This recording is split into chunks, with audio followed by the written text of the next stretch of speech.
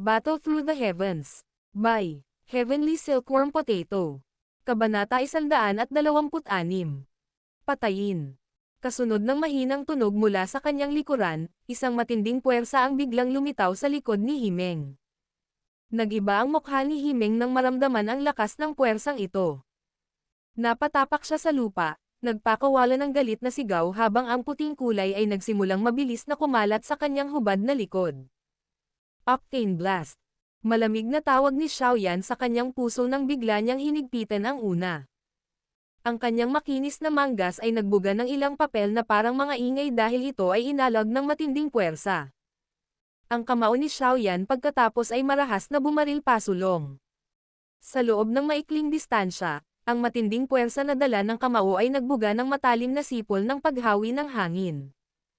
Ang malakas na ingay ng hanging humahampas sa kanyang likuran ay naging dahilan ng pagkabigla ng mukha ni Himeng. Ang tila mahinang batang ito ay talagang sinanay ang kanyang pisikal na lakas sa ganoong lawak. Klang! Isang malinaw na tunog ang umalangaw-ngaw sa buong tent. Ang tunog, na nagtagal sa hangin, ay tumatagos sa tainga. Isang walang ekspresyong si Xiaoyan ang bumagsak sa kanyang kanang kamao sa likod ni Himeng ng napakalakas. Ang mabangis na puwersa na ibinuga mula sa kanyang mga paa ay direktang sumabog sa kalahating metrong lapad na butas sa lupa sa paligid ng kanyang mga paa. Crack! Isang mahinang tunog ang sinamahan ng paglitaw ng maraming crack lines na unti-unting lumilitaw at kumalat sa likod ni Himeng. Gayunpaman, napigilan ito makalipas ang ilang sandali ng pag-agos ng Dao Qi sa katawan ni Himeng. Sinabi ko na sa iyo na wala kang kakayahang sirain ang aking depensa. Ngumiti si Himeng ng makapal habang nakatalikod. Maaaring hindi totoo iyon. Ngumiti si Xiaoyan at binawi ang kanyang kamay na nakadikit sa likod ni Himeng. Umangat ang sulok ng kanyang bibig habang bamulong. Explode. Bang! Isang malalim na mahinang tunog ang biglang tumunog mula sa loob ng katawan ni Himeng, mabilis na pinatigas ang ngiti sa kanyang mukha. Agad na palitan ng gulat na ekspresyon ang ngiti. Erg! Isang subo ng sariwang dugo na nagmumula sa mga nasirang internal organs ay marahas na itinapon. Ang batong solidong katawan ni Himeng ay tuluyang bumagsak sa lupa. Pinapanood ang buhay na mabilis na inaalis mula sa bangkay, si Xiaoyan ay nagpunas lang ng kamay ng walang pakialam, tumalikod at umalis. Ang sikat ng araw sa umaga ay tumama mula sa langit at dumaan sa takip ng canopy bago ang mga nakakalat na labi nito ay sumikat sa tahimik na campsite sa ilalim ng mga puno. Sa loob ng tahimik na campsite, ang ilan sa mga walang malay na mersenaryo ay biglang nagmulat ng kanilang mga mata sa isang nalilitong paraan. Dahan-dahan silang umupo at nagpalitan ng tingin sa isa't isa. Ilang sandali pa, biglang lumitaw ang pagkaalerto sa mga mersenaryong kagigising lang. Sa sobrang bilis, umakyat sila sa kanilang mga paa at tumitig sa tahimik na campsite. Sa wakas, kinuha nila ang kanilang mga sandata at humakbang patungo sa tent na nasa gitna. Third Company Leader. Sigaw ng isang mersenaryong nakatayo sa labas ng tent. Walang sagot. Muli, ang mga mersenaryo ay naghintay sa katahimikan para sa isa pang sandali. Sa wakas ay pumasok ang pagkabalisa sa kanilang mga puso. Gamit ang isang malaking kutsilyo, humakbang pasulong ang isa sa mga mersenaryo at hiniwa ang mga kurtinang nakatikip sa tolda. Ang mga kurtina ay unti-unting nahulog, na inihayag ang tanawin sa loob sa lahat. Sa loob ng tent, nakahiga pa rin si Himeng sa lupa habang nakadilat ang dalawang mata. Nasa mukha niya ang takot na mananatiling magpakailanman. Isang makapal na pool ng sariwang dugo ang nabuo sa sahig. Ang tanawin ay patuloy na nagpukaw sa mga saksi na nagulat sa mga puso, na umabot na sa kanilang limitasyon. Ang Third Company Leader ay pinatay. Namuti at nanghina ang gulat na mukha ng lahat ng nakakita sa kalunos-lunos na eksena. Napatay ang Third Company Leader ng Wolfhead Mercenary Company. Sinasabi na ang gumawa nito ay ang binata na nilagyan nila ng bounty. Hahaha. Balita sa loob. Ang binatang iyon na tinatawag na Xiaoyan ay nakapatay na ng halos 20 miyembro ng Wolfhead Mercenary Company. Ha! Nawala lahat ng mukha ng mga miyembro ng Wolfhead Mercenary Company.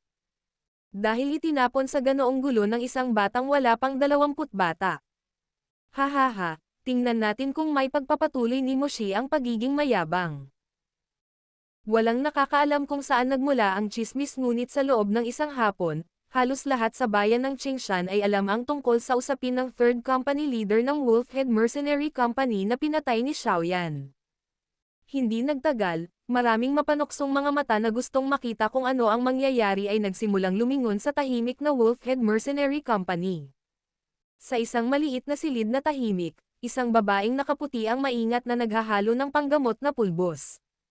Ngunit nang marinig niya ang balita mula sa babaeng katulong sa labas, nanlamig ang kanyang mga kamay dahilan para malaglag agad ang pulbos na gamot na inihahalo sa kanyang mga kamay. Dahan-daang umiling, inilagay ng babaeng nakaputi ang maliit na bote sa mesa. Lumingon ang kanyang maningning na mga mata sa paligid at isang malabong ngiti ang lumitaw sa kanyang magandang mukha habang sinabi niya sa mahinang boses. Xiaoyan, nagsimula ka na talagang maghiganti. Inayos ng mga kamay ng fairy doctor ang kanyang puting palda habang eleganteng nakaupo sa upuan. Pagkatapos nito, naglabas siya ng 7 kulay na scroll at ngumuso habang hinahaplos ito ng marahan. Dahil kaya niyang patayin si Himeng, ang kasalukuyang lakas ni Xiaoyan ay dapat na nasa isang 8-star daw siya. Nakakatakot ang bilis ng pagsasanay. Ilang buwan pa lang mula noong huli tayong nagkita. Miss, gusto kang makita ni Mr. Yao. Isang malumanay na boses ng isang babaeng katulong ang umalangaw mula sa labas ng pinto. Nang marinig ang panawang ito, tumawid ang kilay ng fairy doctor. Si Mr. Yao ang namamahala sa Thousand Medicinal House. Nitong mga nakaraang araw, ang lalaking ito ay madalas na pumupunta para hanapin siya pagkatapos makarinig ng ilang tsismis mula sa Wolfhead Mercenary Company. Kung tungkol sa kanyang intensyon, halata naman kahit hindi ito tinig. Papasukin mo siya. Siniguro ng fairy doctor na maayos na nakatago ang 7 kulay na balumbon bago siya walang magawang bamantong hininga. Dahil nakatira siya sa ilalim ng bubong ng iba, kailangan niyang igalang ang may-ari. Hahaha, naging maayos ka ba kamakailan Miss Fairy Doctor? Ilang sandali matapos may parating ng babaeng katulong ang abiso, isang lalaking nakasuot ng mamahaling damit ang pumasok sa silid na nakangiti habang binati ang fairy doctor. Inangat ng fairy doctor ang kanyang mga mata at pinagmasdan ang middle-aged na lalaki sa kanyang harapan habang tinatango ang kanyang ulo.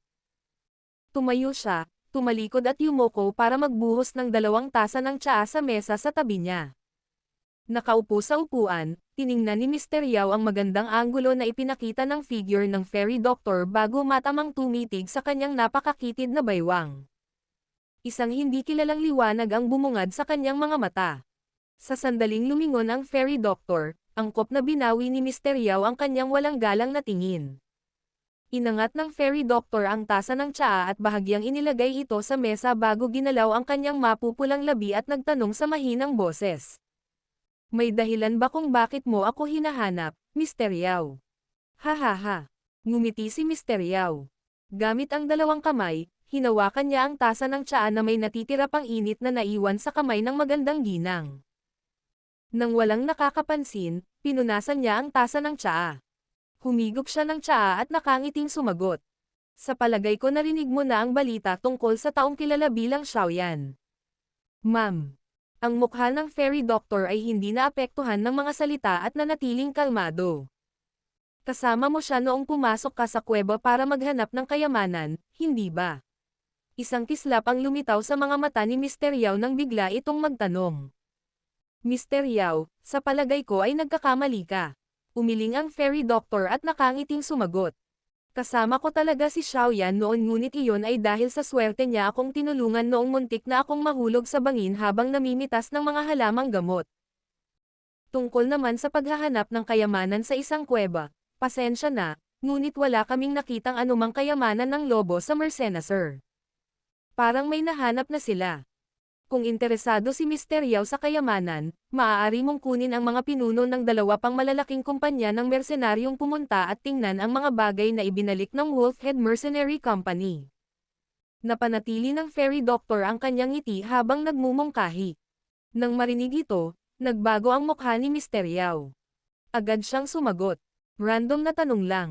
Hihihi. Dahil kilala mo si Xiaoyan, dapat mo siyang imbitahan sa Thousand Medicinal House natin kung makikita mo siya ulit. Bagamat malaki ang lakas ng Wolfhead Mercenary Company, hindi magpapatalo ang Thousand Medicinal House natin sa kanila. Kung may pagkakataon, tutulungan kitang ihatid ang mensahe. Kaya lang, hindi ko siya gaanong kakilala kaya hindi dapat masyadong umasa si Mr. Yao. Walang ingat na sabi ng fairy doctor. Hahaha, sige. Saka hindi kita iistorbahin. Lalabas ako at mag-aayos ng trabaho. Nakangiting tumango, nakipag-usap si Mr. Yao sa fairy doctor bago bumangon at nagpaalam sa kanya. Habang pinagmamasdan ang pinto ng silid na unti-unting nagsasara, napatingin ang fairy doctor sa tasa ng tsaa na ininom ni Mr. Yao at mamulong. Mukhang hindi niya naaalis ang kanyang intensyon. Sana ay hindi ka gumawa ng anumang bagay na mabaigo sa akin. Maaaring hindi ako masyadong malakas ngunit. Sa tingin mo ba ay maaari mo lang inumin ang tsaa na initimpla ko? Isang imahe ng isang binata na nakasuot ng itim ang sumilay sa kanyang isipan habang marahang tinapik ng fairy doctor ang dark green teacup. Tumaas ang kanyang mapupulang labi. Ikaw ang unang lalaking nakaranas ng makapal at manipis kasama ko. Mangyaring huwag mamatay sa maliit na Qingshan town na ito. Isang walang buhay na bangkay ang inilagay sa gitna ng bulwagan na nababalot ng madilim na kapaligiran. Ang mukha ng bangkay ay ang mukha ng third company leader na namatay sa mga kamay ni Xiaoyan. Nanatiling tahimik ang lahat sa hall habang pinagmamasdan ang bangkay ni Himeng. Wala ni isa sa kanila ang nangahas na maglabas ng kahit kaunting tunog dahil ramdam na ramdam nila ang malalamig na balak na pagpatay mula sa lalaking nakaupo sa upuan ng pinuno. Gusto kong punatin ang munting bastos na iyon sa 1,000 piraso. Tinitigan ni Moshi ang bangkay na may dagwang mga mata habang maririnig niyang nakatikom ang kanyang mga ngipin. Isang paputok na galit na pinipigilan ang maririnig sa makapal niyang boses. Ang pagtataka at takot ay sumilay sa mga singkit na mata ni Molly habang pinagmamasdan niya ang malamig na bangkay sa tabi niya. Ang batang lalaki na hinabol niya sa buong bundok ilang buwan na ang nakalilipas ay talagang lumaki ng husto. Bilang ikatlong pinakamalakas na tao sa Wolfhead Mercenary Company, ang lakas ni Himeng ay isang bagay na tiyak ni Molly. Gayunpaman, ang malakas na taong ito na kahit siya ay natatakot, ay pinatay ng isang binata na wala pang 20. Ang panaginip na ito na parang katotohanan ay nagbunsod ng takot sa Xiaoyan na bumangon sa puso ni Molly at nagpasigla sa kanyang mabangis na layuning pumatay. Ang ganitong uri ng kaaway. Dapat patayin sa lahat ng paraan. Unti-unting itinaas ang kanyang ulo, nakipagpalitan ng tingin si Molly kay Moshi na nakaupo sa upuan ng pinuno. Sa mga mata ng mag-ama, na nagtataglay ng magkatulad na mga karakter, ay isang kapwa, pinalakas na hangarin sa pagpatay. Ang katotohanang kayang patayin ni Xiaoyan si Himeng ay nangangahulugan na ang kanyang lakas ay nasa isang 8-star daw siya. Bukod dito, si Himeng ay nagtataglay ng Haihuang Rockchi method at pamilyar siya sa 2 pang Haihuang Dao techniques, na maglalagay sa kanya sa mga mas malakas kung ihahambing sa iba pang kapareho ng grado. Gayunpaman, pinatay pa rin siya ni Xiaoyan. Mukhang ang taong ito ay nagtataglay ng Dao techniques at Chi methods na mas mataas ang level. Ang boses ni Moshi ay napuno ng masamang lamig. Mula bukas, lahat ng miyembro na 5-star daw siya o mas malakas ay aalisin ang kanilang Wolfhead badge at gaganap bilang mga independenteng mersenaryo. Hahatiin tayo sa 5 pangkat ng tao at papasok sa Magic Beast Mountain Range. Kung may makakita ng anumang bakas ni Xiaoyan, gamitin kaagad ang bamboo whistle para makipag-usap. Malamig at seryoso ang mukha ni Moshi habang nag-uutos. Oo, Commander. Ang mga taong nagtipon sa ilalim niya ay sabay-sabay na sumagot.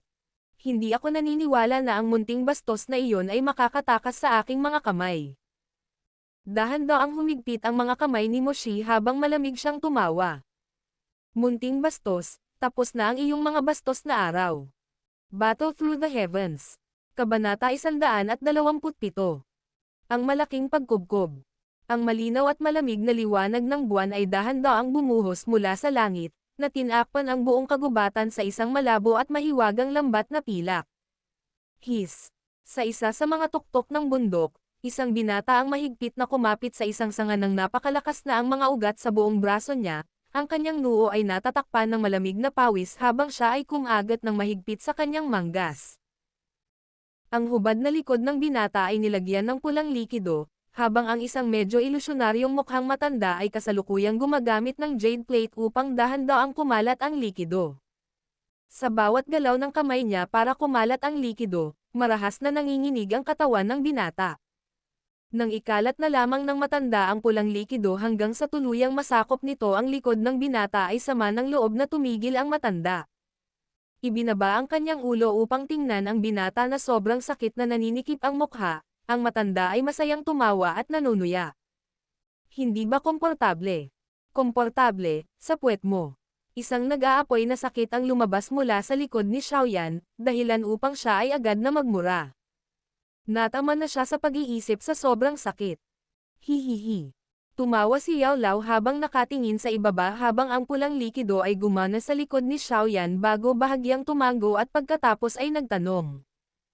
Well, nalaman mo na ba ang threshold sa 7-star doshi? Nang marinig ni Xiaoyan ang mga salitang ito, iginala ni Xiaoyan ang kanyang mga mata, nanginginig ang mga labi habang mabigat na sumagot. Isang buwan na lang mula nang ako ay umabant sa isang 6-star doshi, paano ako makakapagpatuloy at maabot ang threshold ng 7-star ng napakabilis? Ang huling 3 bituin sa bawat ranggo ay ang pinakamahirap na magtagumpay. Mula sa oras na umalis kami sa paglalakbay na ito hanggang ngayon, halos 5 buwan na ang nakalipas at wala pang 1 taon ang natitira bago ang pangako na ginawa mo sa babae mula sa Mystic Cloud Faction. Nakangiti si Yao Lao habang walang pakialam na sinabi niya. Bahagyang nataranta. Dinilaan ni Xiaoyan ang kanyang mga labi, nakasimangot habang sinasabi. Iniisip ko kung anong level na siya ngayon.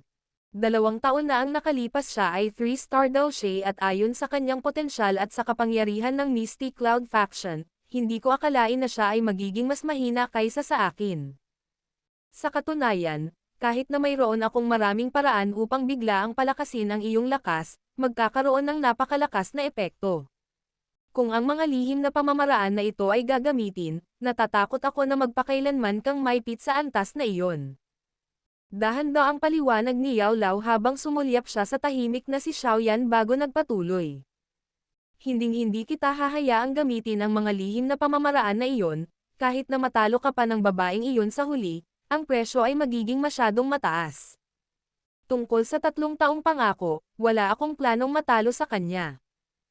Alam mo rin kung gaano ako nahirapan sa 2 taon na ito. Siya ang dahilan kung bakit napagtiisan ko ang lahat ng hirap at mapait na pagsasanay. Binaliktad ni Xiaoyan ang kanyang katawan at itinaas ang kanyang ulo upang titigan ang pilak na buwan sa kalangitan sa gabi, na iniabot ang isang palad habang nakapikit ang kanyang mga mata bago nagsalita sa malamig na tono. Dahan-daang bumantong hininga, inihilig ni Xiaoyan ang kanyang ulo upang tingnan ang medyo ilusyonaryong figure ni Yao Lao, na kinukusot ang kanyang bibig habang sinasabi niya. At noong una ay pumayag ang guro na tutulungan niya akong maabyutin siya. Ikaw brat. Pagtingin sa mapaglarong bastos na si Xiaoyan, walang magawang umiling si Yao Lao. Habang iniunat niya ang kanyang palad, isang puti at malamig na apoy ang lumitaw sa gitna ng kanyang palad. Nakatitig sa apoy ng bola habang matikas itong sumasayaw, isang malabong ngiti ang nabuo sa kanyang matanda na mukha. Huwag kang mabahala, kung wala man lang akong kaunting kakayahan, wala akong mukha na ipagmalaki sa harap mo. Maaari kitang tulungang itaas ang iyong lakas, gayunpaman, iyon ay kung mayroon kang oras upang sundin ang aking mga tagubilin upang magsanay. Dahil patuloy kang hinahabol sa buong kabundukan, nasayang mo ang karamihan sa iyong mahalagang oras. Pagbibiro ni Yao Lao. Inikat ni Xiaoyan ang kanyang mga mata, ibinuka ni Xiaoyan ang kanyang mga braso at walang magawang sinabi. Sa totoo lang kailangan lang ng guro na umutot para tuluyang maalis ang mga ito, gayunpaman, tumanggi kang kumilos. Isang palad ang tumama sa likod ng ulo ni Xiaoyan habang nakangiti si Yao Lao habang pinapagalitan. Kung aayusin ko ang bawat problema mo, ano ang silbi ng buhay? Hindi ba ang pakikibaka laban sa iba ay isang paraan para magkaroon ka ng karunungan at karanasan? Nagkibit-balikat si Xiaoyan bago muling ibinaliktad ang kanyang katawan. Inis na inis, umungol siya bago sampin sa sarili. Yung mga bastard na yan, sooner or later aalisin ko silang lahat, sayang ang oras ko. Tuyong umubo si Xiaoyan bago siya biglang kumagat muli sa kanyang manggas at sinabi sa mahinang boses. Guro, mangyaring magpatuloy. Sa mga salitang ito, bahagyang nagulat si Yao Lao. Kaya mo pa bang magtiis? Wala akong masyadong oras para magpahinga. Ibinaon ng binata ang kanyang ulo sa kanyang damit habang siya ay tumugon sa mahinang tono. Nakatingin sa binata na muling naghanda, si Yao Lao ay natulala sa isang segundo. Ang matigas na ugali na nakatago sa kaibuturan ng mga bata ay naging sanhi ng isang masayang ekspresyon na lumabas sa kanyang mukha, na may maliit na ngiti. Tumango siya at muling kumuha ng isang bote ng burning blood mula sa storage ring bago ito ikiling. Sa tahimik na gabi, ang nanginginig na maulap na hininga na kumawala sa pagitan ng mga ngipin ng binata ay dahan-daang umiikot ng hindi nawawala. Ang nagliliyab na sinag ng araw ay tumagos sa mga sanga, na nag-iwan ng hindi mabilang na maliliit na batik ng liwanag sa masukal na kagubatan, isang nakasisilaw na magandang tanawin. Nakabaluktot ang katawan ni Xiaoyan sa isang tagong lugar ng kagubatan habang mahigpit niyang pinagdikit ang kanyang mga kilay habang nakatingin sa isang grupo ng mga mersenaryo sa malapit. Ang lugar na ito ang pangunahing daan patungo sa Magic Beast Mountain Range. Bagamat karaniwan ay may kaunting mga mersenaryo na dumadaan, ngayon, bahagyang nararamdaman ni Xiaoyan na may mali. Ang linya ng paningin ni Xiaoyan ay dumaan sa brush upang matitigan ang mga dumaraan na mersenaryo. Pagkaraan ng mahabang panahon, biglang lumiit ang kanyang balintataw, sa wakas ay naunawaan na niya kung bakit may naramdaman siyang mali. Marami sa mga team na dumadaan sa ibaba ay parang pansamantala lang silang pinagsama. Ngunit habang sila ay lumipat, sila ay may kaugaliang magpakita ng mga gawin na ipinapakita lamang pagkatapos ng mahabang panahon at pagsasanay na magkasama. Mukhang may mali. Magkadikit ang mga kilay, niluwa ni Xiaoyan ang mga ugat sa kanyang bibig. Ang kanyang mga mata ay lumingon sa paligid bago siya maingat na lumubog sa labas ng brush at tahimik na nagtungo sa kagubatan. Ang mga damit ni Xiaoyan ay pinahiran ng berdeng mga guhit na mula sa katas ng damo na nagbigay daan sa kanya na maging lubhang ligtas habang nagtatago siya sa kagubatan. Nakatago sa isang lihim na lugar sa loob ng masukal na kagubatan, nakita muli ni Xiaoyan ang 2 hanggang 3 alon ng 5 pangkat ng tao. Nagtatago habang maingat na pinagmamasdan ang mga galaw ng mga mersenaryong koponan na ito, ilang sandali pa, sa wakas ay makumpirma ni Xiaoyan na ang mga mersenaryong ito na mukhang narito sila upang hulihin ang mga magic beast ay talagang naghahanap ng iba pa. Hiniram ang takip ng kasukalan at ang amoy ng katas ng halaman sa kanyang katawan upang itago ang sarili. Matagumpay na naiwasan ni Xiaoyan ang mga mersenaryong koponan na ito at ang mga magic beast na gumagala sa kagubatan. Pagkatapos ng kalahating hapon ng pagsisiyasat sa buong kagubatan, nagkataon, sa wakas ay naunawaan ni Xiaoyan ang pagkakakilanlan ng maliliit na pangkat ng mga mersenaryong ito. Wolfhead Mercenaries. Parang sa pagpatay sa kanilang tinatawag na Third Commander, natapakan ko talaga ang pugad ng trumpeta. Nang malaman ang balitang ito, bahagyang natigilan si Xiaoyan. Kaulokohan, nagtatago ng isang hapon at pinipigilan ang aking galit, karapat-dapat kayong lahat na malas. Nakatago sa anino, tinitigan ni Xiaoyan ang 5 pangkat na unti-unting pumapasok sa masukal na kagubatan habang siya ay tahimik ng inisyan. Ang pangkat na ito ay naobserbahan ni Xiaoyan sa mahabang panahon. Mayroong 5 5-star daw siya at naramdaman ni Xiaoyan na maaari niyang ipadala silang lahat, bukod pa rito. At dahil pumasok sila sa masukal na kagubatan, hindi niya kailangang matakot na makita siya ng ibang mga koponan at pagkatapos ay napapaligiran na parang dumpling. Inihatid ang pangkat na ito sa masukal na kagubatan, si Xiaoyan ay hindi gaanong hanggal na kumilos kaagad mula sa harapan. Palihim na nagtatago sa isang kasukalan sa isang tabi, tulad ng isang ulupong na sumusubok sa kanyang biktima, siya ay matyaga at tahimik na naghintay. Matapos sundan ni Xiaoyan ang koponan sa mahabang distansya, sa wakas ay itinigil ng koponan ang kanilang pag-usad upang magpahinga. Nang nagpapahinga, iniwan ng isa sa mga mersenaryo ang kanyang mga kasama at dahan-daang naglakad patungo sa isang maliit na palumpong. Lumiko upang tumayo sa likod ng isang malaking puno. Nang maghanda ang mersenaryo, Isang kadiliman ang bumalot sa kanyang mga mata na sinundan ng pananakit sa kanyang leeg habang ang kanyang malay ay mabilis na nawala. Hindi nagtagal pagkatapos umalis ang mersenaryo para pakalmayan ang kanyang sarili, isang sigaw na nawala dahil sa gulat ay tumunog. May Magic Beast, isang rank 3 Magic Beast. Nang marinig ang kanyang sigaw, biglang nataranta ang ilang mga mersenaryo na katatapos lang ng kanilang break. Ang isa sa kanila ay humarap sa kanilang kasama na nakayuko ang ulo at tumakas patungo sa kanilang direksyon bago ang buong pusong bamulong. Gago ka, sinipsip ka ba ng babae kagabi? Ito ang panlabas na bahagi ng Magic Beast Mountain Range, paano magkakaroon ng rank 3 Magic Beast. Bago pa man mawala ang pasaway na boses ay sumugod na sa kanyang harapan ang mersenaryong nakayuko. Isang malamig na liwanag ang biglang bumaril habang ang pasaway na hindi pa ganap na natatapos ng mersenaryo ay naputol sa kanyang lalamunan. Ang pagpapadala ng isa sa mga mersenaryo sa isang iglap, ang figurang nakayuko ay biglang gumalaw. Sa pag-angat ng kanyang palad ay hinayla ng mabangis na puwersa ng pagsuso ang pinakamalayong mersenaryo, na blanko pa rin ang mukha, patungo sa kanya. Ang punyal na nasa kanyang kamay ay mabangis na pumutok, walang awa na dumapo sa leeg ng mersenaryong katatapos lang mahayla. Si Xiaoyan. Xiaoyan.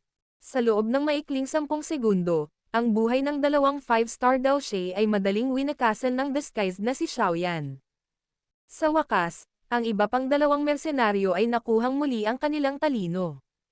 Biglang sinipa ng nakatatandang mersenaryo ang kanyang kasama sa tabi niya patungo sa mabilis na papalapit kay Xiaoyan bago mabilis na humugot ng maikling plauta mula sa kanyang cuff at inilagay ito sa kanyang bibig. Bago pa niya ito maibuga, naantala siya ng isang itim na figure na lumitaw sa isang iglap sa harap niya, walang awa na ginawa ang isang marahas na sipa sa kanyang dibdib. Puchi. Marahas na sumirit ang dugo mula sa kanyang bibig. Nang hihiram ng puwersang pangtulak mula sa enerhiya ng Qi, lumipad sa himpapawid ang katawan ng nakatatandang mersenaryo, tumunten sa isang parabola at sa huling kaunting lakas sa loob ng kanyang katawan, hinaypan niya ang sipol sa kanyang bibig, naglalabas ng maikling ngunit matinding sound wave. Ang sound wave ay ipinadala mula sa maikling plota bago kumalat sa lahat ng direksyon. Sa madilim na ekspresyon, tumaas ang kamay ni Xiaoyan at nahulog ang espada habang tinapos ni Xiaoyan ang huling hininga ng naghihingalong mersenaryo.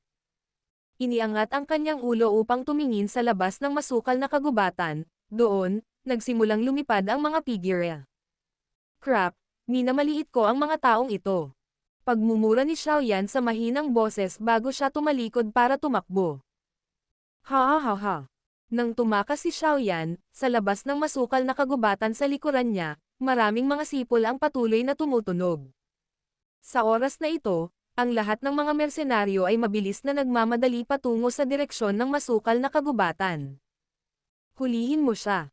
Sa kanyang likuran, isang malaking grupo ng mga mersenaryo ang desperadong humabol sa mahinang nakikitang figure sa kanilang harapan habang patuloy na umaalingaw-ngaw ang mga sigaw sa masukal na kagubatan. My God, ang mga pusta ay talagang mataas ngayon. Sumulyap sa malaking grupo ng mga mersenaryong humahabol sa kanya, ang mga sulok ng bibig ni Xiaoyan ay humila ng panunuya. Medyo nanlumo, ipinilig niya ang kanyang ulo bago hiniram ang mga berdeng guhit sa kanyang katawan bilang pantekip para tuloy-tuloy na tumakas sa underbrush. Sa muling pagtakbo sa mahabang distansya, biglang nagbago ang kutis ni Xiaoyan. Paglingon ni Xiaoyan, nakita ni Xiaoyan na sa harapan ng grupo ng mga mersenaryo, isang lalaking nasa katanghaliang gulang na may madilim na kutis ang galit na humahanggos patungo sa kanya sa napakabilis na bilis. Nang makitang lumingon si Xiaoyan, lumitaw ang isang mapait na ngiti sa mukha ng nasa katanghaliang gulang na lalaki. Isang mahinang dagandong, dumaan sa underbrush at tunnel sa tenga ni Xiaoyan. Maliit na bastos. Ngayon ang katawan mo ay ililibing sa loob nitong Magic Beast Mountain Range. Battle Through the Heavens. Kabanata 128. Paghabol ng mga mamamatay. Ang katahimikan ng Magic Beast Mountain Range ay nag-ambala ng biglaang paghabol. Maraming malalakas na iyak at tunog ng pagtugis ang umalangaw-ngaw sa buong kalmadong bulubundukin. Dahil sa sobrang laki ng grupong sangkot sa paghabol, Maging ang mga mersenaryo na humahabol sa Magic Beasts ay napahinto ang kanilang mga yapak at tinitigan ang malawak na grupo na dumaan sa kanila. Dahil sa pagkamausisa, ang ilan sa mga mersenaryo ay sumali sa malaking grupo at nagsimulang tumakbo. Nais nilang makita kung sino ang maaaring makaakit ng ganoong kalaking pag-atake. Hulihin si Xiaoyan. Ang lalaking iyon ay may Zuan Class Chi method sa kanya. Habang naghahabulan, ibinuka ni Moshi ang kanyang bibig at sumigaw matapos mapansin na maraming mersenaryong tropa ang nakatayo sa gilid na nagmamasid. Nang marinig ang sigaw ng kanilang company leader, ang Wolfhead Mercenary Company sa likod ay matalino ring nagsimulang ulitin ang mga salita ng kanilang pinuno. Kaagad, ang sigaw ni Xiaoyan na nagtataglay ng Zuan Tier Chi method ay kumalat sa buong bulubundukin. Sa sandaling ang mga salitang Zuan Tier Chi method ay pumasok sa kanilang mga tainga, halos lahat ng mga mersenaryo ay tumigil sa kanilang trabaho at nagpalitan ng matako na tingin sa isa't isa. Pagkatapos ng maikling katahimikan, sa wakas ay hindi napigilan ng isang tao ang tukso ng isang Zuan Tier Chi method. Hinawakan niya ang kanyang sandata at sinimulang habulin ang nawawala at lumilitaw na anino sa di kalayuan. Na may nangunguna, ang mga nakapalibot na mersenaryo na nag-aalangan ay binilisan din ang kanilang mga yapak at nagsisigawan na sumama sa tropa na naghahabulan. Pumasok din sa tenga ni Xiaoyan ang mga iyak mula sa likuran niya. Pagkatapos ng isang maikling sulyap sa lumalawak na party ng paghabol sa kanya, nagbago ang kulay ng kanyang mukha habang mahinang sumumpa. Napakabisyosong bastos. Tumakas si Xiaoyan sa masukal na kagubatan na may mabilis na mga yabag habang sinisilap niya ang kanyang paligid.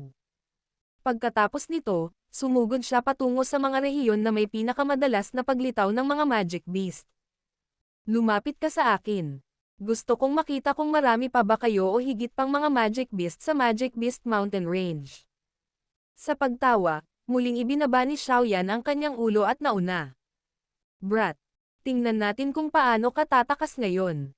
Mula sa likod ni Xiaoyan, ang malamig na boses ni Moshi na sinamahan ni Dao Qi ay parang ungol ng leon na umaalingaw-ngaw sa buong masukal na kagubatan. Binaliwala lang ni Xiaoyan ang walang kabuluhang banta na ito at sa halip ay tumutok na lamang sa pagmamadali. Nang makita kung paano hindi pinansin ni Xiaoyan ang kanyang pag-iyak, kumaibot ang sulok ng bibig ni Moshi. Nakatuon ang kanyang nanliliit na mga mata sa figures sa unahan na unti-unting tumataas ang kanyang pangunguna at nakasimangot. Ang bilis ni Xiaoyan ay talagang lumampas sa kanyang inaasahan. Dahan-dahan ang pinakawalan ni Moshi ang kanyang hininga at niyugyug ang kanyang katawan. Mabilis na tinakpan ng malabong berdeng Dao Qi ang kanyang buong katawan. Isang malambot na malalim na boses ang nag-vibrate mula sa kanyang lalamunan. Huang Dao Technique. Soaring Wind Steps. Kasunod ng boses ni Moshi, isang malaking halaga ng berdeng Dao Qi ang biglang bumuhos mula sa kanyang mga paa at mga tipak ng hangin ay nabuo sa ilalim ng kanyang dalawang paa. Nang tumuntong ang kanyang mga paa sa lupa, biglang bumaril ang katawan ni Moshi. Ang kanyang bilis ay higit pa sa doble ng dati. Gago! Ang tunog ng paghampas ng hangin na nagmumula sa kanyang likuran ay naging sanhi ng pagmamadali ni Xiaoyan sa kanyang ulo. Hindi niya maiwasang mabigla nang makita niya si Moshi na galit na mabilis na tumatakbo patungo sa kanya. Iniangat ni Xiaoyan ang kanyang daliri, naglabas ng energy recovery pill sa kanyang palad na mabilis niyang nilunok. Ang Dao Qi sa kanyang katawan na naubos ay unti-unting nabawi. Papatayin talaga kita ngayon.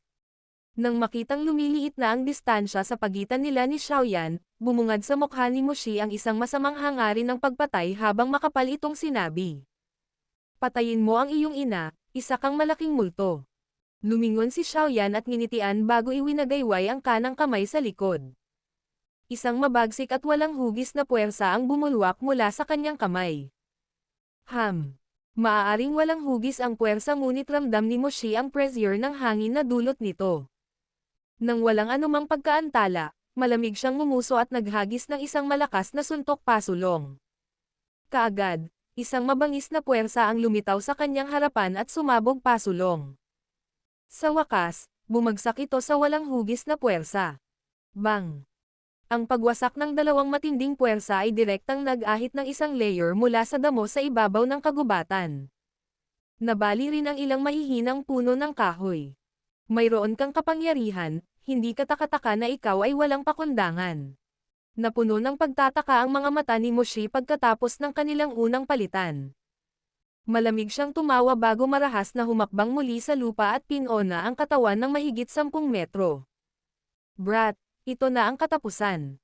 Pagkatapos ng ilang paulit-ulit na yabag, si Moshi ay lalong papalapit kay Xiaoyan. Malakas siyang tumawa habang pinagmamasdan ang binata na buong lakas na tumatakbo. Wakasan mo ang iyong ina. Napuno ng maalay na salita ang bibig ni Xiaoyan, na ikinagalit ng humahabol kay Moshi hanggang sa nagbago ang kulay ng mukha ng huli. Pagkiling ng kanyang ulo, sinulyapan ni Xiaoyan ang madilim na mukha ni Moshi na humahabol. Hindi kalayuan sa likuran niya ay ang malaking mersenaryong pulutong na humahabol sa kanya. Walang magawang buntong hininga, mahigpit na pinagdikit ni Xiaoyan ang kanyang mga labi at gamit ang dalawang kamay, inalis ang heavy Zuan ruler sa kanyang likod. Bumigat ang kanyang mga yabag nang hilahin niya ang ruler sa kanyang likuran, pinitik ang kanyang palso at inilagay sa storage ring. Mabagal mo akong habulin. Hindi kita paglalaroan. Matapos tumalikod at malamig na kutsain, si Xiaoyan ay pilit na tumapak sa lupa. Biglang bumilis ang kanyang bilis. Gamit ang kulay berdeng guhit na damit, mabilis siyang naging berdeng anino, tumakas sa madilim na masukal na kagubatan na parang berdeng leopardo. Nagbago ang mukha ni Moshi nang makita niyang biglang lumakas si Xiaoyan. Kaagad, naramdaman niyang medyo hindi kapanipaniwala ang sitwasyon. Kahit na sa kanyang lakas ng isang 2-star Daoshi at sa kanyang liksi na Dao technique, hindi pa rin niya nahabol ang isang Daoshi lang. Isa itong malaking dagok sa kanya. Mukhang marami siyang nakuha sa kuweba. Dahil hindi maintindihan ang background ni Xiaoyan, maiuugnay lamang ni Moshi ang abnormal na pangyayaring ito sa misteryosong kayamanan sa kuweba ng bundok. Kasabay nito ay naisip niya ang pangangatwiran na ito, ang determinasyon ni Moshi na patayin si Xiaoyan ay lumakas ng kaunti. Itinaas ang kanyang ulo at pinagmamasdan si Xiaoyan na nawawala sa masukal na kagubatan. Ang bilis ng mga paa ni Moshi ay muling tumaas ng husto habang siya ay sumusugod sa madilim at malamig na kakahuyan. Pagpasok pa lang niya sa kakahuyan, isang puwersa na may dalang masangsang na hangin ang bumaril sa kanya. Lumubog ang kulay ng mukha ni Moshi. Naglabas siya ng scimitar mula sa kanyang baywang, pinahintulutan ang kanyang Daochi na magsama-sama bago galit na hamampes sa kanyang harapan. Swash! Ang tunog ng isang matalim na gilid na hinihiwa sa karne ay nakapanlulumo at tumatagos sa tainga. Tumili. Isang matinis na tunog ang nakatakas dahil ang bagay na nakontak ng scimitar ni Moshi ay isang rango na magic beast, Bloodthirsty Mouse. Walang ekspresyong inalis ni Moshi ang Bloodthirsty Mouse sa kanyang talam habang pinagmamasdan niya ang anino sa malayong distansya na tumatakbo sa loob ng masukal na kagubatan. Iginalaw niya ang kanyang mga paa at hahabulin na sana nang sumugod sa kanya ang isa pang 10 plus Bloodthirsty Mice. Ang pagpapahinto ng mga Bloodthirsty Mice na ito na mas maliit ng kaunti sa kalahati ng laki ng isang tao ay naging sanhi ng pagkadilim ng mukha ni Moshi. Maaaring hindi siya masasaktan ng mga bagay na ito ngunit magagawa nitong pabagalin ang kanyang paghabol. Nang naramdaman ni Moshi ang pananakit ng ulo, naabutan ng malaking pulutong ng mga mersenaryo sa likuran niya. Nang makita nilang hinaharangan ang company leader nila ng isang grupo ng Bloodthirsty Mice, agad nilang inilabas ang kanilang mga armas at na-intercept ang grupo ng 10 plus Bloodthirsty Mice. Habol. Matapos sipin ng isang Bloodthirsty Mouse na sumugod sa kanya, winageway ni Moshi ang kanyang kamay at malamig na nagutos. Kasunod ng utos ni Moshi, nagsimula muli ang walang humpay na habulan. Sa akto ng pagtakas at paghabol, ang payapang bulubundukin ay naging gulo. Bilang pinagmulan ng lahat ng ito, walang kahihiyang kinaladkad ni Xiaoyan ang mga naninirahan sa bulubundukin papunta dito. Kaya naman, ang mga mersenaryong humahabol sa likod niya ay hindi lamang nabigo na saktan si Xiaoyan kundi dumanas din ng maraming pinsala dulot ng pag-atake ng iba't ibang magic beast. Matapos ang paghabol sa halos isang buong hapon, sa wakas ay may ilang mga mersenaryo na hindi na nakayanan ang walang patutunguhan na paghabol na ito at nagsimulang umalis mula sa karamihan. Habang mas maraming mersenaryo ang bumaba, nagsimulang lumiit ang mga taong humahabol. Sa dulo, mayroon lamang Wolfhead Mercenary Company at ilang mga mersenaryo na nabigla sa pagnanais para sa isang Zuan-Chi method at patuloy na nagtiis sa paghabol. Matapos humakbang na may medyo manhid na pares ng mga paa habang tumatakbo siya ng medyo distansya, itinaas ni Xiaoyan ang kanyang ulo at pinagmasdan ang hindi matatag na crescent moon sa kalangitan. Hindi niya maiwasang magpakawala ng mapait na tawa. Ang tiyaga ng mga taong nasa likod niya ay lampas sa kanyang inaasahan. Parang papasok tayo sa inner region ng Magic Beast Mountain Range. Ang bastos na ito.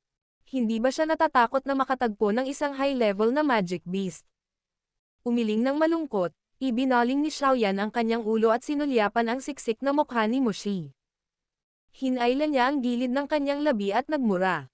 Baliw na tao. Ang mga mata ni Moshi ay nakatoon sa itim na figure na lumilitaw at nawawala sa unahan niya. Bumakas ang pagkabalisa sa kanyang puso. Kung magpapatuloy sila sa paghabol, sila ay mapupunta sa mga panloob na rehiyon ng Magic Beast Mountain Range. Kapag dumating ang oras na iyon, ang taong iyon ay maaaring random na pumili ng isang direksyon at magtago ngunit hindi nila magagawa ito sa napakaraming tao. Habang nag-aalinlangan ang kanyang puso kung dapat ba siyang umatras, biglang napagtanto ni Moshi na ang anino na tumatakbo sa kanyang harapan ay biglang huminto. Sandali siyang natigilan bago bumalatay sa mukha niya ang walang pigil na kaligayahan. Nakahakbang ang kanyang mga paa at lumundag ang kanyang katawan. Nang malapitan niya ang figure, napagtanto ni Moshi na ang di kalayuan ay isang bangin na may lapad na 10-10 metro.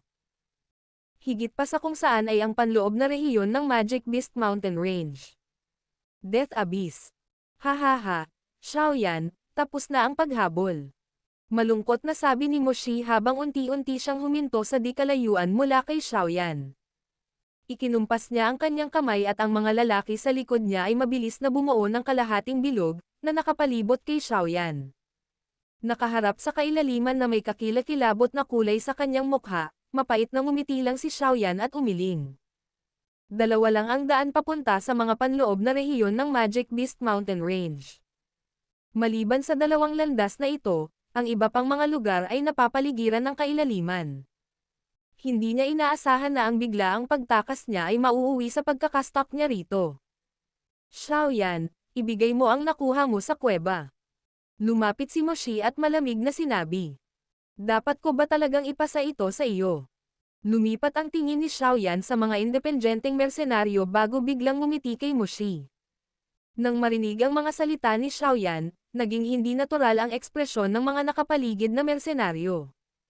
Marami sa kanila ay mga independenteng mersenaryo na gumugol ng malaking pagsisikap sa paghabol.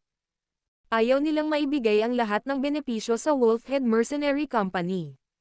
Si Moshi ay malamig na tumitig kay Xiaoyan, malinaw na nauunawaan ang intensyon ni Xiaoyan na laruin sila laban sa isa't isa. Iniwas niya ang tingin sa paligid niya at sinabing, lahat, si Xiaoyan ay pumatay ng 12 ng mga tao na kabilang sa Wolfhead Mercenary Company. Maging si Himeng ay namatay din sa kanyang mga kamay. Ang awayan sa dugo na ito ay isang bagay na babayaran niya sa kanyang buhay. Kung tungkol sa bagay na nakuha niya mula sa kuweba ng bundok, iyon ay orihinal na natagpuan ng aking anak. Ngayon, kukunin ko na lamang ang lahat ng bagay na wala sa amin. Sana wala sa inyo ang haadlang sa amin. Kapag naayos na ang lahat, magbibigay ako ng malaking gantimpala. Nang lumabas ang mga salita ni Moshi sa kanyang bibig, naunawaan ng lahat ang kanyang intensyon. Malinaw na balak niyang ibulsa ang lahat. Iniwas ni Moshi ang kanyang matalim na tingin sa mga independenteng mersenaryo. Ikinumpas niya ang kanyang kamay at mabilis na hinugot ng mga miyembro ng Wolfhead Mercenary Company ang kanilang mga sandata mula sa kanilang baywang. Pagkatapos nito, malamig nilang tinitigan ang mga independenteng mersenaryo na iyon na nag-iisip pa rin, malinaw ang kanilang layunin sa pagpatay. Sa dami ng Wolfhead Mercenary Company, ang mga independenteng mersenaryong ito, anuman ang pag-aatubili nila, ay maaari lamang tumalikod. Matapos takutin ang mga independenteng mersenaryo na ito, sa wakas ay ibinalik ni Moshi ang kanyang malamig na tingin kay Xiaoyan. Hinigpitan niya ang hawak sa scimitar sa kanyang kamay at dahan-dahang naglakad patungo kay Xiaoyan, na nakatalikod sa kailaliman. Kung ibibigay mo ang mga bagay ngayon, hahayaan kitang magkaroon ng walang sakit na kamatayan. Tinitigan ang masamang mukha na si Moshi, nagkibit-balikat lang si Xiaoyan at bumantong hininga. Pinisil niya ang kanyang palad, dahilan upang lumitaw sa kanyang kamay ang isang malaking kulay itim na mabigat na ruler. Itinaas niya ang kanyang palad at inalalayan ito ng kanyang balikat. Pagkatapos ay bahagyang inangat niya ang kanyang ulo, nagpakita ng isang malabong ngiti. Kung mayroon kang lakas ng loob, halika at kunin ito. Battle Through the Heavens. Kabanata 129. One-on-one fight sa isang daoshi. Tinitigan ang binata na biglang kumalma, pinagdikit ni Moshi ang mga kilay nito at mahigpit na hinawakan ang scimitar sa kamay nito habang malamig na nanunuya. Hindi ako naniniwala na maaari kang magpalaki ng mga pakpak ngayon at lumipad palayo. Paghakbang pasulong, dahan-dahang tinungo ni Moshi si Xiaoyan. Nang malapit na siya, biglang tumapak ang mga paa niya sa lupa at bumaril ang katawan niya. Ang scimitar sa kanyang kamay ay galit na naglaslas kay Xiaoyan. Naramdaman ang lakas ng malakas na hangin na humahampas sa kanyang harapan, naging seryoso ang mukha ni Xiaoyan. Ang isang daoshi at isang daoshe ay karaniwang dalawang magkaibang kategorya. Sa kanyang kasalukuyang lakas ay magiging mahirap para sa kanya na tumagal ng kahit 10 round sa ilalim ng pag-atake ni Moshi. Umaasa sa kanyang namumukod-changing kakayahan sa pag-iwas, bahagyang inilipat ni Xiaoyan ang kanyang katawan at mabilis na umatras ng ilang hakbang, iniiwasan ang pag-atake ni Moshi na naglalayong maramdaman ang lakas ni Xiaoyan. Nagsanib ang mga paa ni Xiaoyan at kakaibang lumitaw sa naiwan ni Moshi. Dumaloy ang daochi sa kanyang katawan habang binuhat niya ang heavy Zuan ruler gamit ang kanyang kanang kamay at marahas na hinampas ang ulo ni Moshi. Ang galit na puwersa sa itaas ni Moshi ay hindi naging sanhi ng kanyang pagkataranta. Itinaas niya ang scimitar sa kanyang kamay at marahas na hinampas ito sa kanyang ulo. Klang! Ang itim na pinuno at ang scimitar ay nagsagupaan, nagpapadala ng mga kislap na lumilipad. Isang malinaw na tunog ng metal ang umalangaw-ngaw sa kailaliman. Sa unang pagkakataon na makipagpalitan siya ng suntok sa isang daoshi, naranasan ni Xiaoyan ang lawak ng puwersa ng daochi na kabilang sa isang daoshi. Ang puwersa na ipinadala sa pamamagitan ng heavy Zuan ruler ay sapat na upang itulak siya na umatras ng ilang hakbang. Kung ikukumpara sa maraming hakbang na ginawa ni Xiaoyan, ang pagkilos ni Moshi ay mukhang mas kalmado, na umatras lamang ng kalahating hakbang bago unti-unting tumigil sa paggalaw ang kanyang katawan. Company Leader, patayin mo siya. Maghiganti para sa third company leader. Patayin siya. Nang makitang dehado si Xiaoyan pagkatapos ng isang suntok, ang nakapalibot na Wolfhead mercenaries ay agad na nagsimulang umiyak ng tuwang-tuwa. Anong mabigat na sandata? Sa gulat na titig, tinitigan ni Moshi ang heavy Zuan ruler sa mga kamay ni Xiaoyan. Bumuntong hininga siya at umiling habang malamig na nagsasalita habang nakatitig kay Xiaoyan. Kung ito lang ang mayroon ka, dapat mong ibigay kaagad ang kayamanan. Sa pagpitik ng kanyang medyo manhid na kamay, tinitigan ni Xiaoyan si Moshi ng malalim at malamig na mga mata. Dahan-dahan niyang itinaas ang mabigat na ruler sa kanyang kamay at nagpakawala ng isang mahaba at nagbuntong hininga. Sunod ay ipinikit niya ang kanyang mga mata sa harap ng lahat. Nang makita ang kakaibang pag-uugali ni Xiaoyan, sumimangot si Moshi, hindi sigurado sa kung ano ang sinusubukang gawin ng una. Ang mga mersenaryo sa paligid ay natulala din kay Xiaoyan. Ilang sandali pa, gayunpaman, nakahalukip-kap lang sila. Ang mapanuksong titig na mayroon sila ay parang nanunood ng isang daga na nahuhulog sa mga paa ng isang pusa at dumaranas ng hindi maiiwasang kamatayan. Sa kanilang mga mata, walang paraan na makakatakas si Xiaoyan mula sa mga kamay ng second star daoshi kahit gaano pa siya nahirapan. Habang malamig na tumitig ang kanyang tingin sa nakapikit na si Xiaoyan, isang pagkabalisa ang lumitaw sa puso ni Moshi. Ito ay lalo na nang bigla niyang naramdaman ang paggulong ng enerhiya sa paligid na naging mas marahas. Ang pagkabalisa na ito ay agad na lumitaw sa kanyang mukha. Nakaramdam ng pagkabalisa, hinawakan ni Moshi ang kanyang scimitar at maingat na humakbang patungo kay Xiaoyan. Wala siyang tiwala dahil sa pagkakaiba ng kanilang hanay. Nang makita ang seryosong ekspresyon ni Moshi, naramdaman din ng mga mersenaryo sa paligid na may mali. Nagpalitan sila ng tingin at walang malay na hinigpitan ang pagkakahawak sa kanilang mga sandata. Sinusubukang kumilos ng misteryoso, mamatay ka. Muli, humakbang si Moshi at pumasok sa kanyang attacking range. Isang nagbabantang tingin ang bumungad sa kanyang mukha. Walang pag-aalinlangan, hinawakan niya ang scimitar sa kamay at nilaslas ang lalamunan ni Xiaoyan. Huli na. Biglang bumukas ang pares ng mahigpit na nakapikit ng iluwan ng bibig ni Xiaoyan ang dalawang salita. Ang Heavy Zuan ruler sa kanyang kamay ay biglang itinaas.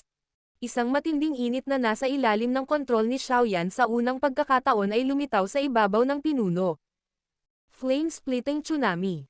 Kasunod ng sigaw ni Xiaoyan sa kanyang puso, ang enerhiya ng langit at lupa sa itaas ng kailaliman ay biglang lumundag. Ang nakikitang enerhiya ay biglang bumuhos sa Heavy Zuan ruler sa kamay ni Xiaoyan na parang may humihila sa kanila.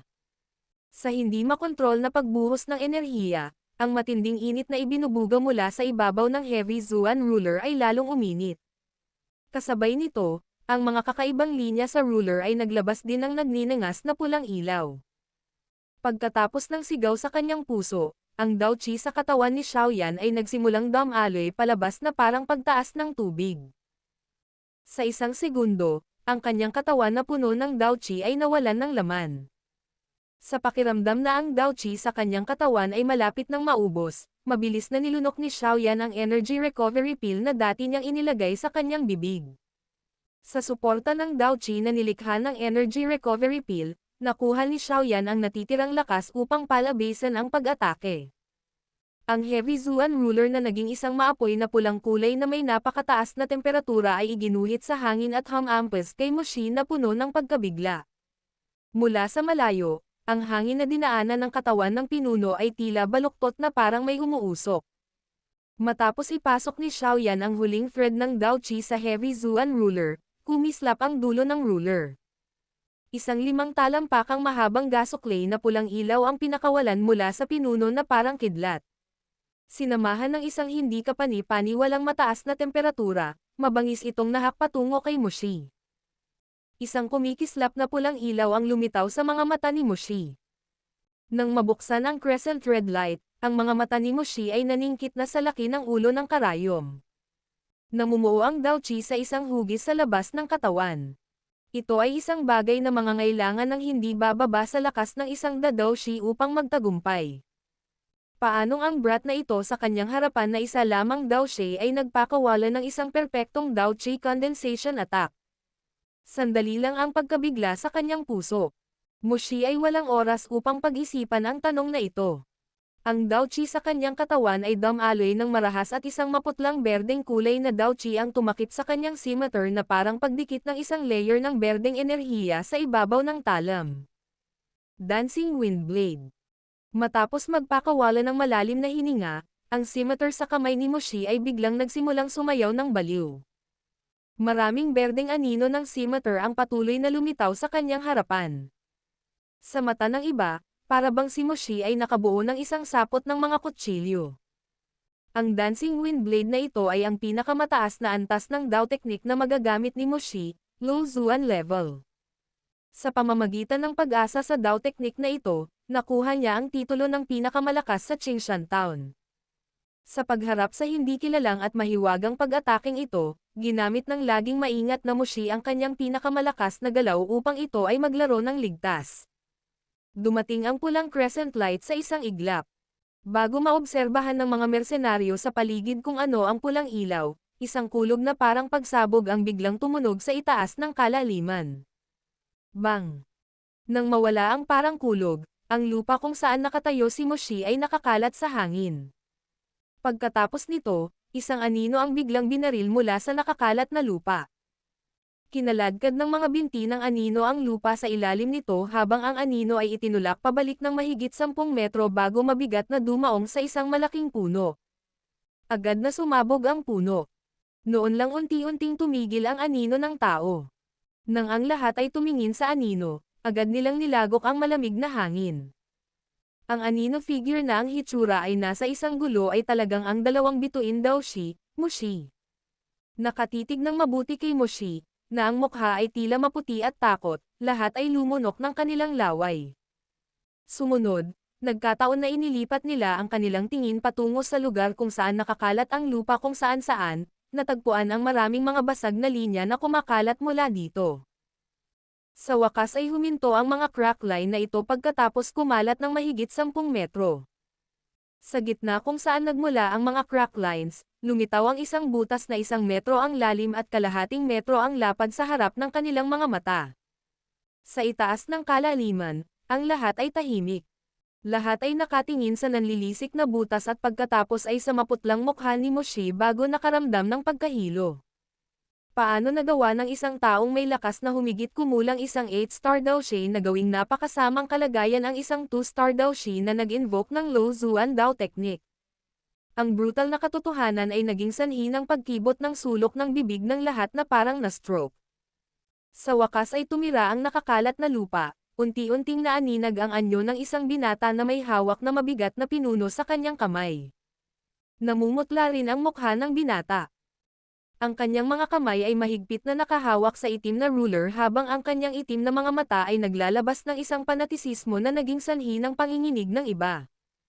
Bagamat ang paggamit ng Di Dao technique na ito ay halos naging dahilan upang maranasan ni Xiaoyan ang isang mapanganib na pagsalungat ng hindi paggastos ng higit pa sa Dao Chi kaysa sa aktwal na mayroon siya, labis na nasisiyahan si Xiaoyan sa lakas na inilabas nito.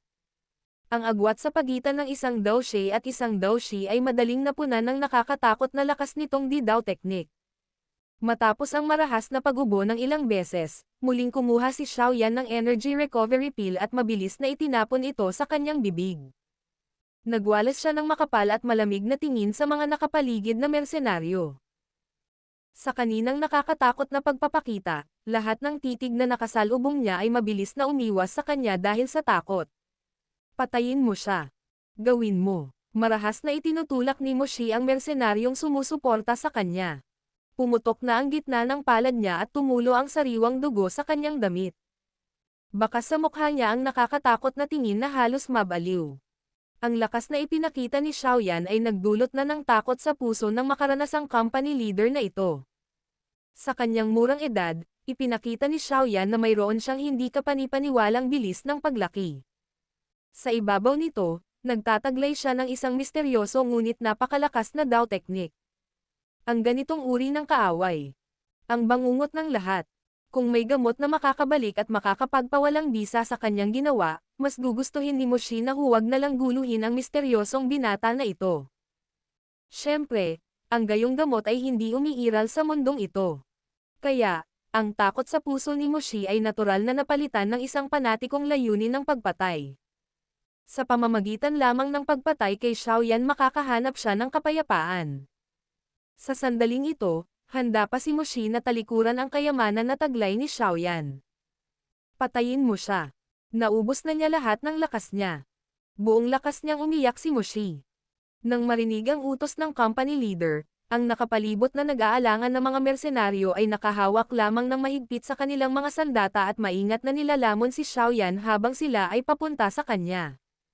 Dapat kang mamatay ngayon. Sigaw ni Moshi na nagbabantang boses habang matamang nakatitig sa binata na nakatayo sa gilid ng bangin. Paumanhin pero natatakot ako na hindi mo makuha ang gusto mo. Itinaas ni Xiaoyan ang kanyang ulo sa mukha ni Moshi na may baluktot na ekspresyon. Lumitaw ang pamumula sa puting mukha ni Xiaoyan. Bahagyang nanginig ang kanyang katawan nang biglang bumulwak mula sa kanyang likuran ang kalahating metrong lapad na itim na pakpak ng agila. Nang makita nila ang mga pakpak ng agila sa likod ni Xiaoyan, muling natigilan ang lahat. Ang pares ng mga pakpak sa likod ni Xiaoyan ay pumutok at bigla siyang tumalon sa kailaliman. Sa ilalim ng nakatulala na mga titig ng lahat, ibinaba ni Xiaoyan ang kanyang mga pakpak ng ilang ulit habang lumilipad siya ng hindi pantay patungo sa bangin sa kabilang panig. Tatandaan ko ang pagtatangka mong patayin ako ngayon at tiyak na pagbabayaran kita nito sa hinaharap. Nawala sa dilim ang likod ng binata ngunit patuloy na umaalingaw-ngaw sa hangin ang mahina at malamig na tawa nito. Battle Through the Heavens. Kabanata 130. Breakthrough to 7-star. Kinokontrol ang kanyang pagsuray-suray na katawan, si Xiaoyan ay nanginginig sa takot habang lumilipad siya ng 10 metro sa malalim na kalaliman. Nang makarating siya sa kabilang panig, wala na siyang oras para bumaba bago ipaalam sa kanya ng kanyang katawan na nakalabas na siya ng Daochi at mabilis niyang binawi ang Zion Wings sa kanyang likod. Kaagad, sa kalagitnaan ng hangin, ang figure ng isang tao ay nagpakawala ng malungkot na sigaw bago bumagsak sa isang tuwid na linya, patayo, sa isang malambot na parang. Ang katawan na naabot na ang limitasyon nito, ay muling nagtamo ng pinsala mula sa pagkahulog na naging sanhi ng pagkawala ng malay ni Xiaoyan at tuluyang nawalan ng malay. Pagkatapos lamang mawalan ng malay si Xiaoyan ay naanod si Yao Lao mula sa ring. Sa pagtitig sa gulanit na si Xiaoyan, hindi niya maiwasang umiling sa kawalan. Gamit ang dalawang braso, ay nalalayan niya si Xiaoyan bago dahan-daang lumipat patungo sa pinakamalalim na bahagi ng Magic Beast Mountain Range. Upang pumunta hanggang sa puwersahang gamitin ang Didao Technique, tunay na isang walang ingat na tao. Sa dilim ng kanyang pagtulog, malabong naramdaman ni Xiaoyan na ang kanyang buong katawan ay tila nakalubog sa isang lumalamig na likido. Ang sunod-sunod na agos ng banayad at banayad na enerhiya ay bumalot sa kanyang katawan sa pamamagitan ng hindi mabilang na mga butas at tahimik na damaloy sa loob ng kanyang katawan. Ang enerhiya ay unti-unting bumabalik sa kanyang chi paths dahil ang sobrang paggamit niya ng Daochi ay nagresulta sa medyo nasirang chi paths. Matapos maayos ang mga chi path at laman sa kanilang orihinal na estado, ang banayad na enerhiyang dumadaloy sa katawan ay sumunod sa mga chi path, paikot-ikot hanggang sa tuluyang bumuhos sa Daochi Vortex na matatagpuan sa ibabang bahagi ng tiyan. Sa biglaang bagong paggamit ng enerhiya, ang orihinal na matamlay na pag-ikot ng Chi Vortex ay biglang umikot ng mas mabilis na parang na-charge ito ng turbo. Kasunod ng mabilis na Chi Vortex, ang enerhiya na dumadaloy sa Chi Path ay mabilis na dumagsa patungo sa Chi Vortex. Kahit na matapos na matuyo ng Chi Vortex ang lahat ng enerhiya sa Chi Paths, hindi nito napigilan ang gutom na gutom nito. Pagkatapos ng mabilis na pag-ikot ng ilang pag-ikot, isang mas mabangis na puwersa ng pang-akit ang naglabas mula sa loob ng puyo ng tubig. Kaagad, mas marami at higit na banayad na enerhiya sa kakaibang likido na nakapalibot sa katawan ni Xiaoyan ang sinipsip sa kanyang katawan bago pinos sa Chi Paths at ibinuhos sa unti-unting lumalawak na Chi Vortex. Ang walang katapusang proseso ng pagsipsip na ito ay nagpatuloy sa walang malay na si Xiaoyan sa hindi malamang tagal ng panahon, malabo lang niyang mahulaan kung gaano ito katagal. Ang enerhiya mula sa labas ay hamina at hamina, hanggang sa tuluyang nawala. Noon lamang niya tuluyang nalagpasan ang kadiliman ng kanyang kamalayan at malabo niyang iminulat ang kanyang mga mata. Ang unang naaninag sa kanyang mga mata ay isang maluwang na kuweba. Sa apat na dingding ng kuweba, ang ilang moonlight stones ay sinuspinde para sa pag-iilaw. Bahagyang gumagalaw ang namamanhid niyang katawan, narinig niya ang huwa na tunog ng tubig. Pagkiling ng kanyang ulo pababa upang tingnan, nalaman niyang nasa isang maliit na hukay na gawa sa bato ang kanyang katawan. Ang hukay na ito ay napuno ng malinaw na tubig, ngunit mula sa bahagyang berdeng kulay na nananatili sa tubig, malamang na ang tubig na ito ay hindi mula sa isang likas na pinagmumulan ng tubig. Saglit na iniindayog ni Xiaoyan ang kanyang palad sa tubig, napagtanto ni Xiaoyan na mayroong malakas at dalisay na enerhiya sa mapusyaw na berdeng likido. Itinaas niya ang ilan sa kanyang kamay at dinala iyon sa ilalim ng kanyang ilong para huminga. Medyo natigilan, mahina niyang sinabi. Tubig ng gamot. Ito ay tunay na tubig ng gamot, nagkakahalaga ako ng hindi bababa sa 3 o 4 na araw upang lumikha ng isang maliit na pool ng soul-restoring liquid para sa iyo. Isang matandang boses ang tumunog mula sa labas lamang ng kuweba habang ang ilusyonaryong figure ni Yao Lao ay parang multo.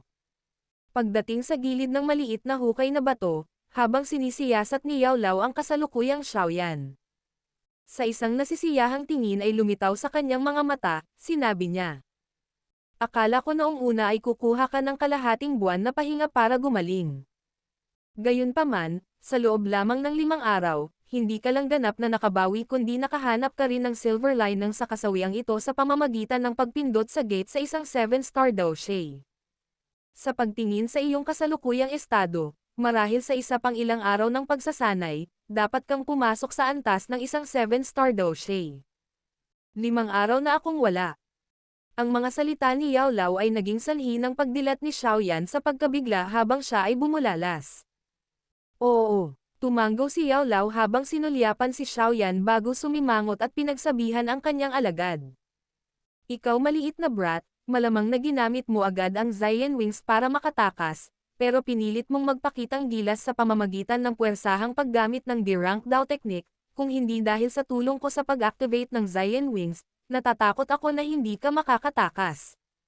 Sa isang awkward na ngiti, si Xiaoyan ay walang magawang nagpakawala ng mapait na tawa bago sinabing. Sige, inaamin ko na gusto ko talagang subukan ang D-Rank Dao Technique para makita kung kaya nitong talunin ang isang Daoshi, kaya naman nakipagsapalaran ako at nanatili. Tinatawag mong D-Rank Dao Technique ang bagay na ginamit mo. Huwag mo nang hiyain pa ang kasanayan. Napaawang ang mga labi ni Yao Lao habang sinasabi niya habang iniikot ang mga mata kay Xiaoyan. Sa isang nakakahiyang ngiti, si Xiaoyan ay hindi nang ahas na makipagtalo pa.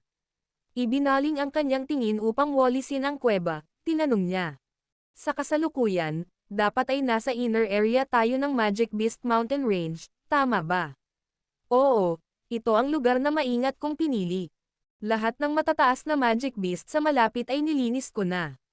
Maaari kang maglakad ng hanggang 100 metro mula sa lugar na ito ngunit kailangan mo pa ring mag-ingat sa mga Magic Beast na maaaring random na pumasok.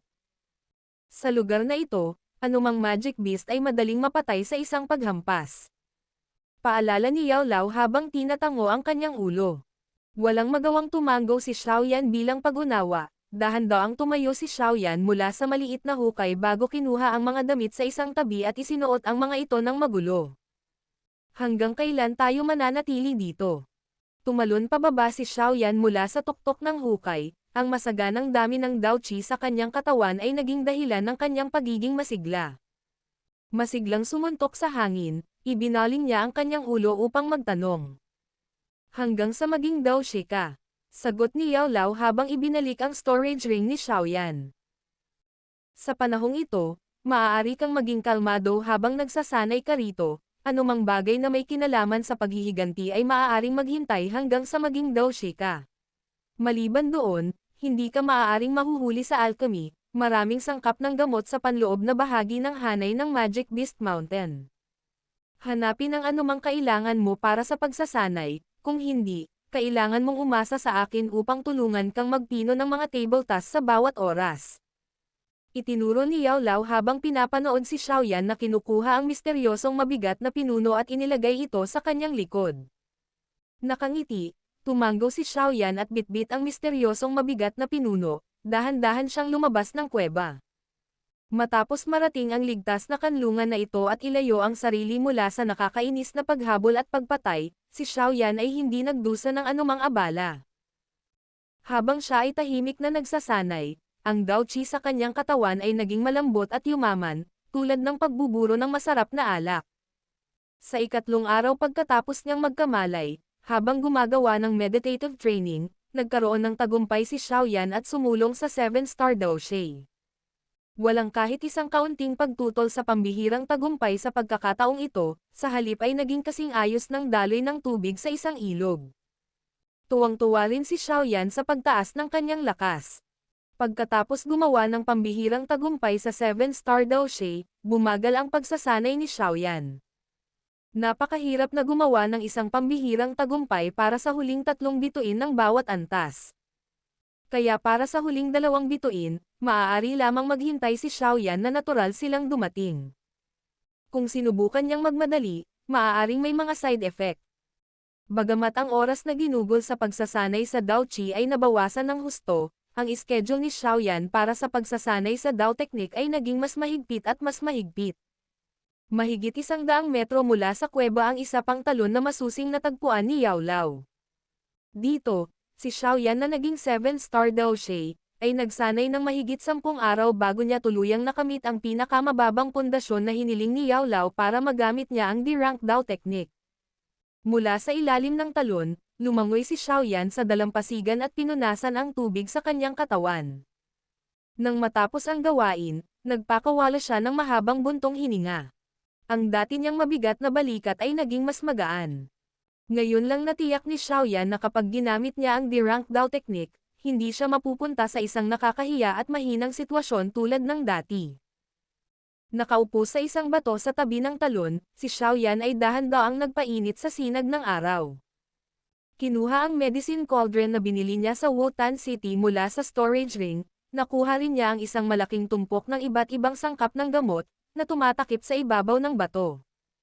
Nakatingin sa kaldero ng gamot sa harap niya, pinagsalikop ni Xiaoyan ang kanyang mga kamay. Bahagyang dumaikit ang kanyang kaliwang kamay sa bibig ng apoy habang ninanais niyang dumaloy sa kanyang palad ang isang hibla ng Dao Qi mula sa Qi Vortex bago pumasok sa bibig ng apoy na may tunog na po. Ang Dao Qi ay dumaan sa kakaibang pagbabago ng bibig ng apoy ng kaldero ng gamot at naging medyo malalim na dilaw na apoy. Habang pinagmamasdan niya ang apoy na naging mas malalim na lilam kaysa dati, ngumiti si Xiaoyan, nasiyahan. Naghihintay hanggang sa maiinit ng apoy ang kaldero ng gamot bago sinimulan ng kanyang kanang kamay ang proseso ng pagpili mula sa iba't ibang sangkap na panggamot. Hindi binalak ni Xiaoyan na gamitin ang recipe ni Yao Lao para sa alchemy sa pagkakataong ito. Ito ay kilala na ang bawat alchemist ay kailangang magsaliksik at lumikha ng kanyang sariling mga recipe. Ang isang alchemist na walang sariling mga personal na recipe ay magiging awkward lamang kapag nakipag-ugnayan siya sa ibang mga kapantay.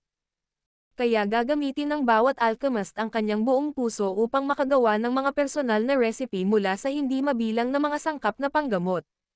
Siyempre, mas mabuti para sa recipe na maging mataas ang grado. Xiaoyan sa daang iba't ibang uri ng halamang gamot sa kanyang harapan at sa isang mabilis na paggalaw, kinuha niya ang isang pulang prutas na nagbuga ng kakaibang amoy.